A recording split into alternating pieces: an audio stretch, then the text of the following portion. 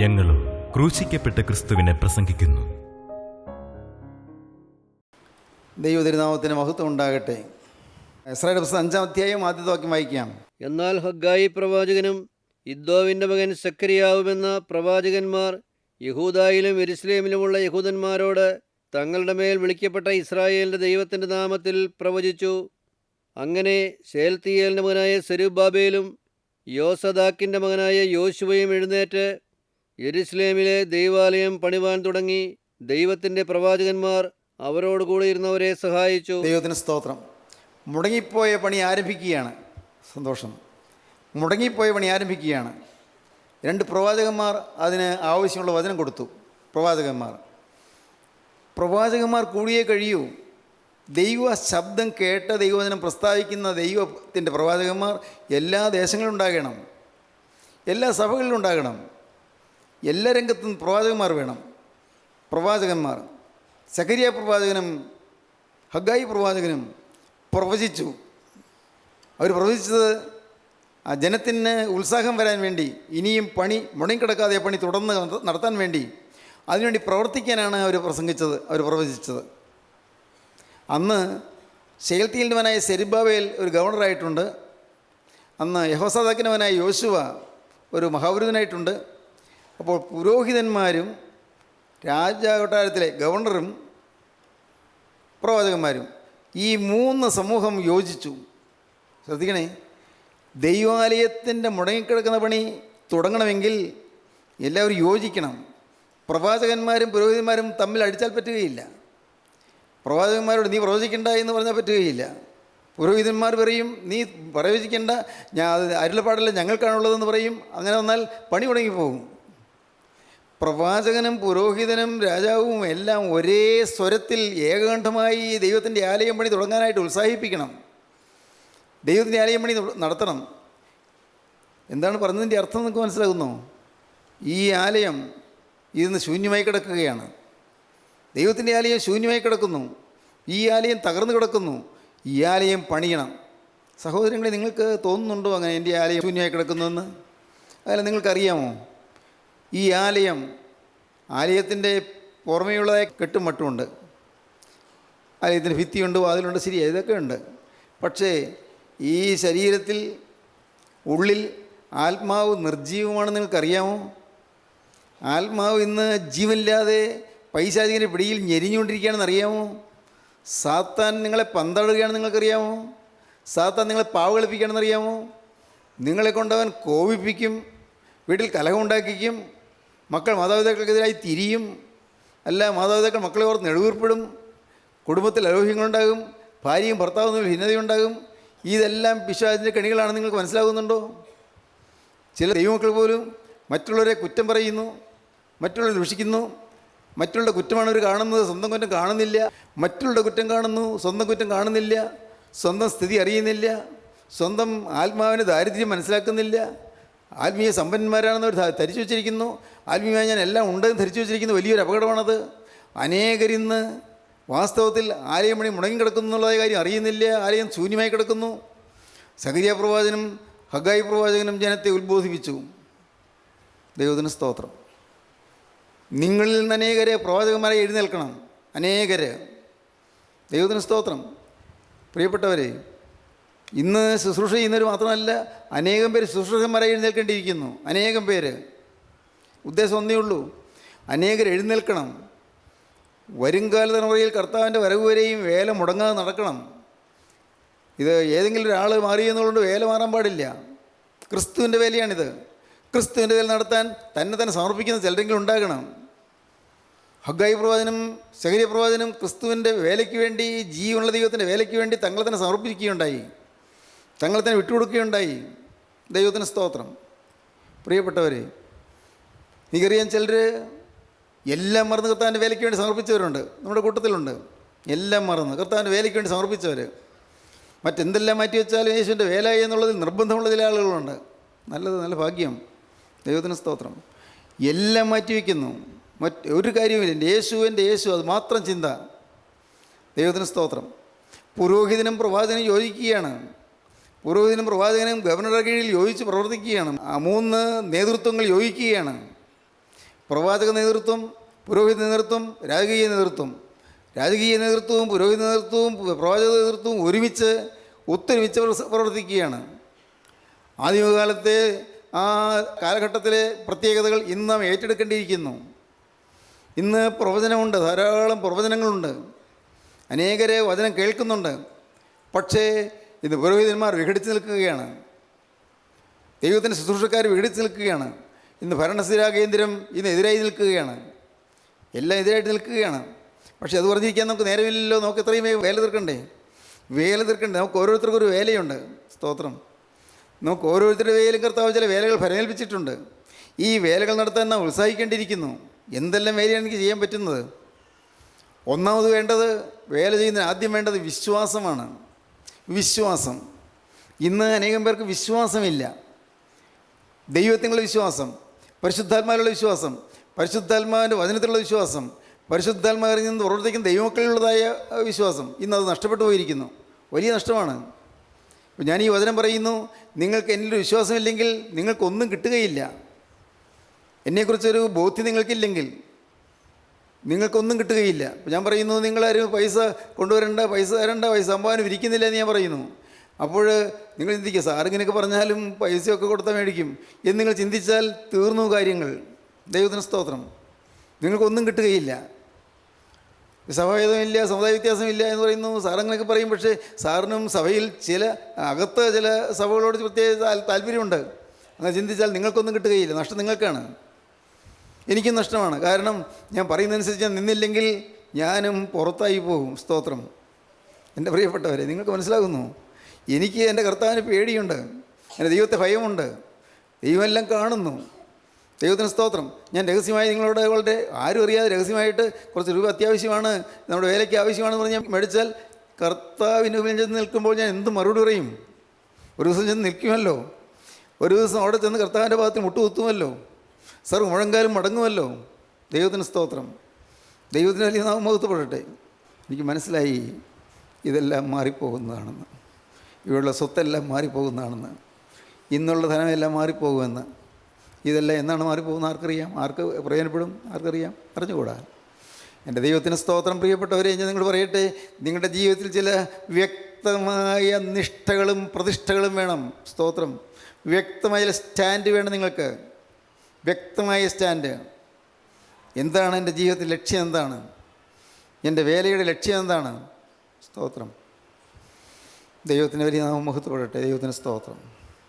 ഇന്ന് ഞാൻ വളരെ വിനയപൂർവ്വം നിങ്ങൾ വീണ്ടും പറയട്ടെ, നിങ്ങളിന്ന് കർത്താവിൻ്റെ വേലയ്ക്ക് വേണ്ടി നിങ്ങൾ ചുമൽ ചായ്ക്കുക. ജനത്തിലെ ശ്രേഷ്ഠന്മാർ കർത്താവിൻ്റെ വേലയ്ക്ക് ചുമൽ കൊടുത്തില്ല എന്നൊരു വാക്യമുണ്ട് യെസ്രായുടെ പുസ്തകത്തിൽ. ജനത്തിലെ ശ്രേഷ്ഠന്മാർ കർത്താവിൻ്റെ വേലയ്ക്ക് ചുമൽ കൊടുത്തില്ല. അനേക ശ്രേഷ്ഠന്മാർ ചുമൽ കൊടുക്കുന്നില്ല. അനേക ശ്രേഷ്ഠന്മാർ ചുമൽ കൊടുക്കുന്നില്ല. ദൈവത്തിൻ്റെ വലിയ നാമം മഹത്വപ്പെടട്ടെ. ദൈവത്തിന് സ്തോത്രം. പ്രിയപ്പെട്ടവരെ, ഇന്ന് ഞാൻ നിങ്ങളോട് ഒരേ കാര്യം മാത്രമേ പറയുന്നുള്ളൂ. നിങ്ങൾ അതിവേഗം വേല തുടങ്ങുക, വേല തുടരുക. എല്ലാം മറന്ന് വേല ചെയ്യുക, തന്നെ മറന്ന് വേല ചെയ്യുക, സ്വകാര്യ ലാഭങ്ങൾ മറന്ന് വേല ചെയ്യുക, സ്വകാര്യ ഉദ്ദേശങ്ങൾ മറന്ന് വേല ചെയ്യുക, സ്വകാര്യ ലാക്കുകൾ മറന്ന് വേല ചെയ്യുക. എല്ലാം മറന്ന് കർത്താവിൻ്റെ വേലക്കാരായി തീരുക. ഞാൻ ആഗ്രഹിക്കുന്നു ഈ കൂട്ടത്തിൽ നിന്ന് അനേകർ എഴുന്നേറ്റ് കർത്താവിൻ്റെ വചനം പറയുമെന്ന്. ഞാൻ ആശിക്കുന്നു ഈ കൂട്ടത്തിൽ നിന്ന് അനേകം സ്ത്രീകളും പുരുഷന്മാരും എഴുന്നേറ്റ് കർത്താവിൻ്റെ വേലക്കാരായി തീരുമെന്ന്. നിങ്ങൾ ഓരോരുത്തരും വേലയ്ക്ക് വേണ്ടി നിങ്ങൾ തന്നെ സമർപ്പിക്കുമെന്ന് ഞാൻ വിശ്വസിക്കുന്നു. ദൈവത്തിന് സ്തോത്രം. എന്തുകൊണ്ട്? കർത്താവ് തുടങ്ങിയ വേല കർത്താവ് നിവർത്തിക്കുക തന്നെ ചെയ്യും. കാലം മാറും, ഇന്നുള്ളവർ മാറും, പക്ഷേ മാറാത്തൊരുവനുണ്ട്, കർത്താവായ യേശു ക്രിസ്തു. സ്തോത്രം. ദൈവത്തിന് വലിയ നാമം മഹത്വപ്പെടട്ടെ. മോശയുടെ കാലം കഴിഞ്ഞു, പക്ഷേ ദൈവജനം തകർന്നില്ല. യോശുവയുടെ കാലം കഴിഞ്ഞു, ദൈവജനം തകർന്നില്ല. നേതാക്കന്മാർ മാറിപ്പോയി, ശരിയാണ്. ജനത്തെ നടത്തിയവർ മാറിപ്പോയി, പക്ഷേ ജനം തകർന്നില്ല. ദൈവത്തിന് സ്തോത്രം. ശമൂവേലിൻ്റെ കാലം, അന്ന് ജനം ഉണർന്നു, പക്ഷേ ശമൂവേലിൻ്റെ കാലം കഴിഞ്ഞു, പിന്നെയും കാലങ്ങൾ മുന്നോട്ട് പോയി. ഏലിയാവിൻ്റെ കാലം വന്നു, പിന്നെയും കാലം മുന്നോട്ട് പോയി. എലീശയുടെ കാലം വന്നു, പിന്നെയും കാലം മുന്നോട്ട് പോയി. ദൈവത്തിന് സ്തോത്രം. ദൈവത്തിൻ്റെ വലിയ നാമം മഹത്വപ്പെടട്ടെ.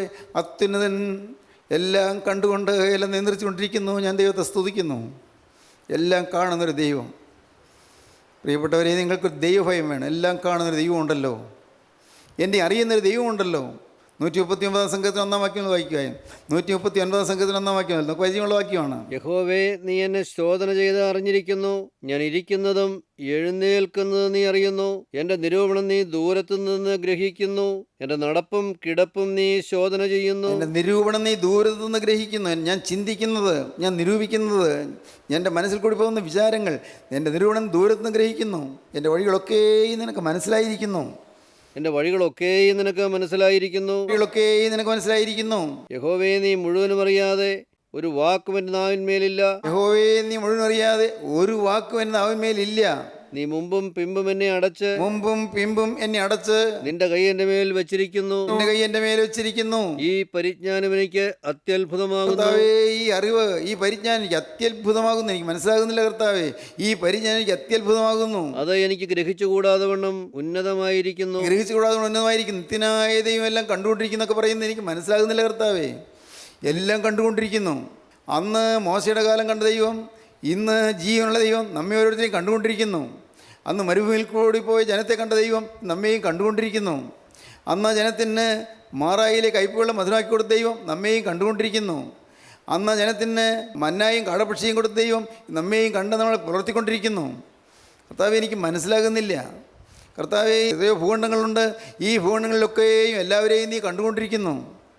എല്ലാവരെയും നീ അറിയുന്നു. അവിടെ ഹൃദയ രഹസ്യങ്ങൾ നീ കാണുന്നു. ഒരു തലമുടി നാര് താഴെ വീണാൽ നീ അറിയാതെ താഴെ കൊഴിഞ്ഞു വീഴുകയില്ല. അത്രമാത്രം തലമുടിയെല്ലാം എണ്ണിയിരിക്കുന്നു.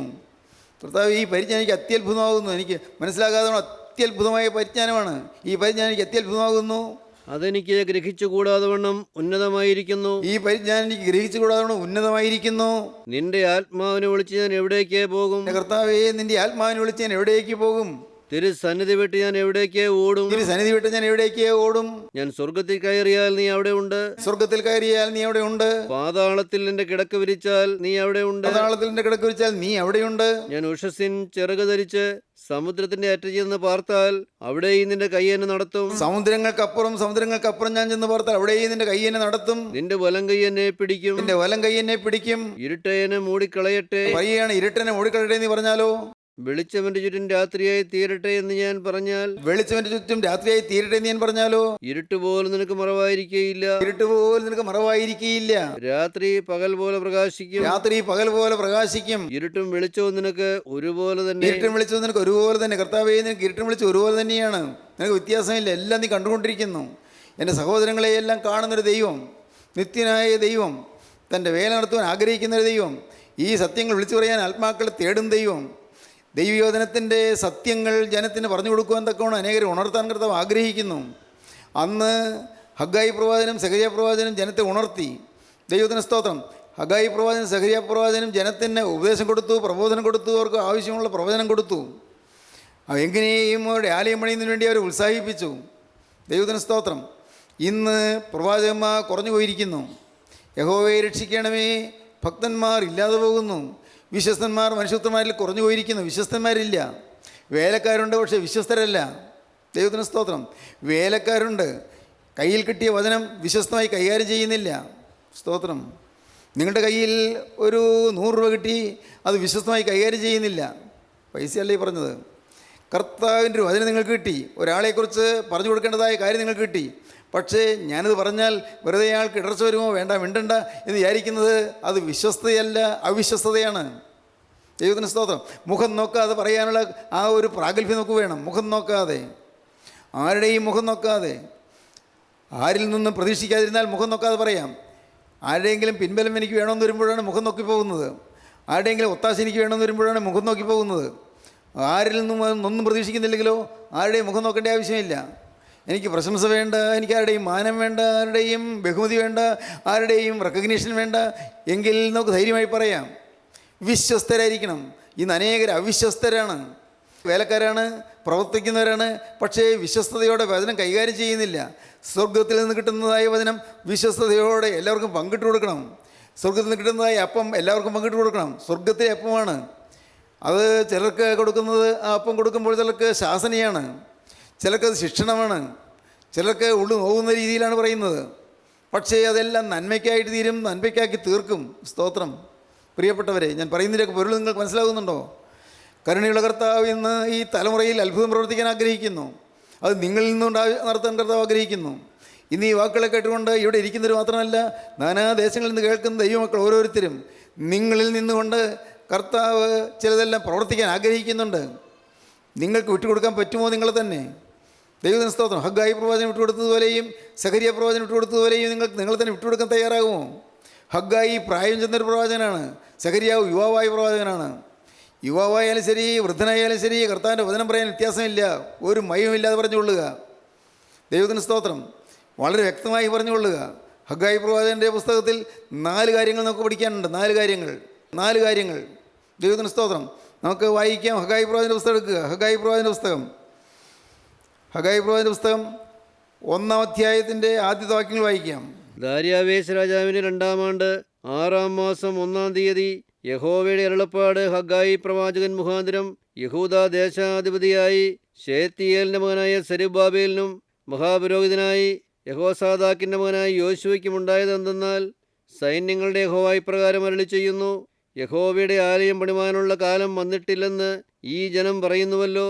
ഹഗ്ഗായി പ്രവാചകൻ മുഖാന്തരം യഹോവയുടെ അരുളപ്പാടുണ്ടായതെന്തെന്നാൽ, ഈ ആലയം ശൂന്യമായിരിക്കെ നിങ്ങൾക്ക് തട്ടിട്ട വീടുകളിൽ പാർപ്പാൻ കാലമായി. ദൈവത്തിന് സ്തോത്രം. എന്താണ് പറഞ്ഞത്? റെബ്യൂക്ക്, ശകാരമാണ്. പ്രവാചകൻ ശകാരിക്കുകയാണ്, പ്രവാചകൻ തർജ്ജനം ചെയ്യുകയാണ്, പ്രവാചകൻ ശാസിക്കുകയാണ്. ഈ ജനം 50,000-ഓളം ആളുകൾ തിരിച്ചു വന്നു. ഈ ആളുകൾ വന്നിട്ട് അവർക്ക് വീട് പണിയാനാണ് ശ്രമം, അവരുടെ സ്വന്തം കാര്യമാണ്. ആലയം ശൂന്യമായി കിടക്കുകയാണ്. ആലയം പണിയെക്കുറിച്ച് അവർ ചിന്തിക്കുന്നില്ല. ഹഗ്ഗായി പ്രവാചകന് വലിയ വേദന വന്നു. ദൈവം പറഞ്ഞു, നീ ചെന്ന് ജനത്തോട് പ്രവചിക്കുക എന്ന് പറഞ്ഞു. ഹഗ്ഗായി എന്ന് പ്രവചിച്ചു, എൻ്റെ ആലയം ശൂന്യമായിരിക്കെ നിങ്ങൾക്ക് തട്ടിട്ട വീടുകളിൽ പാർപ്പാൻ കാലമായോ? നിങ്ങൾ നിങ്ങളുടെ വീടുകൾ പണിയുന്നു, നിങ്ങൾക്ക് സ്വത്ത് ഉണ്ടാക്കുന്നു, നിങ്ങൾ നിങ്ങളുടെ വരുമാനമാർഗം വർദ്ധിപ്പിക്കാൻ നോക്കുന്നു, നിങ്ങളുടെ സ്വന്തം കാര്യം നിങ്ങൾ നോക്കുന്നു, നിങ്ങളെയും നിങ്ങളുടെ മക്കളെയും മാത്രമേ നിങ്ങൾ ചിന്തിക്കുന്നുള്ളൂ. നിങ്ങൾ ഭാര്യയും ഭർത്താവും നിങ്ങളുടെ മക്കളെക്കുറിച്ച് ചിന്തിക്കുന്നു, അല്ലാതെ അതിനപ്പുറത്തേക്ക് നിങ്ങൾക്കൊരു ചിന്തയില്ല. എൻ്റെ ആലയം ശൂന്യമായിരിക്കെ നിങ്ങൾക്ക് തട്ടിട്ട വീടുകളിൽ പാർപ്പാൻ കാലമായോ? ഹഗ്ഗായി പ്രവാചകൻ പ്രവർത്തിച്ചപ്പോൾ റെബ്യൂക്ക്, ശകാരമാണ്. ദൈവത്തിന് സ്തോത്രം. ഇതെല്ലാം കേൾക്കുമ്പോൾ നിങ്ങൾ ചിന്തിക്കണം, എൻ്റെ കർത്താവേ, നീ എന്നെ ശാസിച്ചാണെങ്കിലും, എൻ്റെ കർത്താവേ, എന്നോട് വഴക്ക് പറഞ്ഞാണെങ്കിലും എന്നെ നന്നാക്കി എടുക്കണമേ. ദൈവത്തിന് സ്തോത്രം. ഏത് വിധത്തിലാണെങ്കിലും വചനം നിൻ്റെ വചനം കിട്ടിയാൽ മതി, ഞാൻ മാറിക്കൊള്ളാം. എൻ്റെ അകത്ത് വാഴുന്ന ദുഷ്ടപിശാചുക്കളെ മാറ്റാൻ എന്നെക്കൊണ്ട് സാധിക്കുന്നില്ല കർത്താവേ, നീ എന്നെ ശാസിച്ച് ദുഷ്ടപിശാചുക്കളിൽ നിന്ന് നീ അകറ്റിക്കളയണമേ. പ്രാർത്ഥിക്കണം. ദൈവത്തിന് സ്തോത്രം. നിങ്ങൾക്കറിയാമോ നിങ്ങൾ ദുഷ്ടപിശാചിന് അവകാശമുണ്ടെന്ന്? നിങ്ങൾക്കറിയാമോ നിങ്ങളുടെ ജീവിതത്തിൽ പാപത്തിന് അവകാശമുണ്ടെന്ന്? പാപം നിങ്ങൾ വിട്ടു പോയിട്ടില്ലെന്ന് അറിയാമോ? പാപം, ഭയാനകമായ പാപങ്ങൾ, ഇന്ന് നിസ്സാരമെന്നാണ് കരുതുന്നത്, ചിന്തയിൽ കൂടി പോകുന്ന പാപങ്ങൾ, ചിലരെക്കുറിച്ചുള്ള നിരൂപണങ്ങൾ, നിങ്ങൾക്ക് പലതും ഇഷ്ടപ്പെടാതെ പോകുന്നു. എന്ത്? ഇപ്പോൾ നമ്മുടെ ഈ കൂട്ടായ്മയെക്കുറിച്ച് നിങ്ങൾക്ക് നല്ല വിശ്വാസങ്ങളുണ്ടാണ് വരുന്നത്. പക്ഷേ ചിലതെല്ലാം നിങ്ങൾക്ക് ഇഷ്ടപ്പെടുന്നില്ല. നിങ്ങളുടെ സ്വന്തം അഭിപ്രായ പ്രകാരം ശരിയല്ല ഈ പോക്ക്. ഏത് പോക്ക്? ആർക്കറിയാം? ചിന്ത എങ്ങനെയാണ് വരുന്നത്? ദൈവാത്മാവ് എനിക്ക് തന്ന കാര്യങ്ങളായി പറയുന്നത്. ഇതൊന്നും ശരിയായ ദിശയിലല്ല പോകുന്നത്. അങ്ങനെ ചിന്തിക്കുന്ന ആളുകളുണ്ട്. ഇതാണോ സുവിശേഷം? ചിന്തിക്കുന്ന ആളുകളുണ്ട്. അനേകർ സംശയാലുക്കളായി ഇരിക്കുകയാണ്, അനേകർ ചിന്താക്കുഴപ്പത്തിലിരിക്കുകയാണ്, കൺഫ്യൂസ്ഡാണ്. പ്രിയപ്പെട്ടവരെ, ദൈവത്തിന് സ്തോത്രം. ഇന്ന് നിങ്ങൾക്ക് മനം തിരിയാം. റെബ്യൂക്ക് ലഭിക്കട്ടെ. എൻ്റെ ആലയം ശൂന്യമായിരിക്കെ നിങ്ങൾക്ക് തട്ടിട്ട വീടുകളിൽ പാർപ്പാൻ കാലമായോ? നിങ്ങൾ സ്വന്തം വീട് പണിയാൻ നോക്കുകയാണോ? ആലയം ശൂന്യമായി കിടക്കുന്നു, ആരാധന മുടങ്ങി കിടക്കുന്നു. അതിനെക്കുറിച്ച് നിങ്ങൾ എന്താ ചിന്തിക്കാത്തത്? ശരിയല്ലേ? നാം ഏതെങ്കിലും കാര്യങ്ങൾ മാറ്റി വെച്ചിട്ടുണ്ടോ? നമ്മുടെ മക്കളുടെ വിവാഹത്തിൻ്റെ കാര്യം മാറ്റി വെച്ചോ? അല്ല, നമ്മുടെ പഠിത്തത്തിൻ്റെ കാര്യം മാറ്റി വെച്ചോ? നമ്മൾ മാറ്റി വെച്ചതാ? കർത്താവിൻ്റെ വേല മാറ്റി വെച്ചു. ദൈവത്തിന് സ്തോത്രം. നിങ്ങളുടെ പരീക്ഷ മാറ്റി വയ്ക്കാൻ തയ്യാറാണോ? കർത്താവിൻ്റെ വേല മാറ്റി വെച്ചു, പരീക്ഷയ്ക്ക് വേണ്ടി എന്ന് പറഞ്ഞ് കർത്താവിൻ്റെ വേലയ്ക്ക് വരാതെ ഇത് പഠിത്തമാണെന്ന് പറയുന്നത്. ദൈവത്തിന് സ്തോത്രം. അനേകർ ചിന്തിക്കാനുള്ള വകകളായി പറയുന്നു. ചിന്തിക്കാനുള്ള വകകൾ ഭയത്തോടെ ഞാൻ പറയുകയാണ്. ദൈവത്തിന് സ്തോത്രം. എൻ്റെ ആലയം ശൂന്യമായിരിക്കെ നിങ്ങൾക്ക് തട്ടിട്ട വീടുകളിൽ പാർപ്പാൻ കാലമായോ? നിങ്ങൾ എന്താണ് ചെയ്യുന്നത്? നിങ്ങളുടെ ദൈവാലയം ശൂന്യമായി കിടക്കുകയാണ്. ഇന്ന് ഈ ആലയം ശൂന്യമായി കിടക്കുന്നു. ഇന്നെൻ്റെ ജീവിതം, എൻ്റെ കർത്താവേ, ഇന്ന് ജീവിതം ഈ ഭൂമിയിൽ അവസാനിച്ചാൽ ഞാൻ നരകത്തിലേക്കാണല്ലോ പോകുന്നതെന്ന് എത്ര പേർക്ക് അറിയാം ഈ കാര്യം? ഇതെല്ലാം കേൾക്കുന്നുണ്ടൊന്നും വിശ്വസിക്കുന്നില്ല. എല്ലാം കേൾക്കുന്നുണ്ട്, ഒന്നും വിശ്വസിക്കുന്നില്ല. അറിയാൻ പാടില്ലേ? വിവരം അറിയാഞ്ഞിട്ടാണോ? വചനം അറിയാൻ പാടില്ലേ? പക്ഷേ ഇന്നും ആഴത്തിൽ വിശ്വാസമില്ല, പരിശുദ്ധാത്മാവിന് വിശ്വാസമില്ല, വചനം തരുന്ന ദൈവത്തിൻ്റെ ആത്മാവാണെന്നുള്ള വിശ്വാസമില്ല, വചനം തരുന്ന എൻ്റെ നന്മയ്ക്ക് വേണ്ടിയാണെന്നുള്ള വിശ്വാസമില്ല, എന്നെ രൂപാന്തരപ്പെടുത്താൻ ദൈവം ആഗ്രഹിക്കുന്ന വിശ്വാസമില്ല, എന്നിൽ നിന്നുകൊണ്ട് ചില അത്ഭുതങ്ങൾ പ്രവർത്തിക്കാൻ കർത്താവ് ആഗ്രഹിക്കുന്നുള്ളതായി വിശ്വാസമില്ല, ദൈവം ജീവിക്കുന്നുള്ള വിശ്വാസമില്ല, യേശുക്രിസ്തു ജീവിക്കുന്നുള്ള വിശ്വാസമില്ല, ഞാൻ ബസ്സിൽ കയറുമ്പോൾ എൻ്റെ കരുണയുള്ള കർത്താവിനെ കണ്ടുകൊണ്ടിരിക്കുന്നുള്ള വിശ്വാസമില്ല, ഞാൻ ബസ്സിൽ കയറി ഞാൻ ഒരുപക്ഷെ എൻ്റെ ജീവിതത്തിൽ അരുതാത്ത രീതിയിൽ ഏതെങ്കിലും കാര്യം നടന്നാൽ അത് ദൈവം കാണുന്നുള്ള വിശ്വാസമില്ല. ദൈവത്തിന് സ്തോത്രം. പ്രിയപ്പെട്ടവരെ, സ്കൂളിൽ പോകുമ്പോൾ, കോളേജിൽ പോകുമ്പോൾ ബസ്സിൽ എന്തെല്ലാം വൃത്തികേടുകളാണ് നടക്കുന്നത്. ഇതൊക്കെ ദൈവം കാണുന്ന ആരറിയുന്നത്? ആരും അറിയുന്നില്ല, ഇത് ചിന്തിക്കുന്നില്ല. കുടുംബത്തിൽ എന്തെല്ലാം അലോസരങ്ങളാണ് നടക്കുന്നത്, ആരും ചിന്തിക്കുന്നില്ല. സ്തോത്രം. ആത്മാവ് ശാസിക്കുന്നു, ആത്മാവ് തർജ്ജമ ചെയ്യുന്നു, ആത്മാവ് ശകാരിക്കുന്നു, റെബ്യൂക്ക് ചെയ്യുന്നു. ശാസന, ശകാരം. ദൈവത്തിന് സ്തോത്രം. ദൈവത്തിൻ്റെ ആത്മാവ് എന്തായാലും ശകാരം തന്നാലും ശരി, ആത്മാവ് സൗമ്യമായി പറഞ്ഞാലും ശരി, എൻ്റെ ദൈവത്തിന് എന്നുള്ള സ്നേഹം. സ്തോത്രം. ദൈവത്തിന് വലിയ നാമം മഹത്വപ്പെടട്ടെ. ഞാൻ ഭാഗ്യവശാൽ ശകാരങ്ങൾ കേട്ട് വളർന്നവനാണ്. ഈ ഭൗതികമായ കാര്യങ്ങളിൽ അമ്മ എന്നെ തല്ലിയിട്ടുണ്ട്. അമ്മ എന്നെ വളരെ വഴക്ക് പറഞ്ഞു. അമ്മയെ നല്ല പേടിയായിരുന്നു, എനിക്ക് നല്ല പേടിയായിരുന്നു. ആത്മീയമായ രീതിയിലേക്ക് വന്നപ്പോഴേക്കും പപ്പ, ഞാൻ ഈ ലോകത്ത് കണ്ടിട്ടുള്ളതേക്കും വിശുദ്ധനായ ദൈവപുരുഷൻ, അദ്ദേഹം എത്ര തവണ ശാസിച്ചിട്ടുണ്ട്. എത്ര നിഷ്കരണമെന്ന് ഞാൻ പറയാം, കരുണയില്ലാതെ ശാസിച്ചിട്ടുണ്ട്. ദൈവത്തിന് സ്തോത്രം. അന്നും പക്ഷേ എനിക്ക് സംശയം ഉണ്ടായിരുന്നില്ല കേട്ടോ.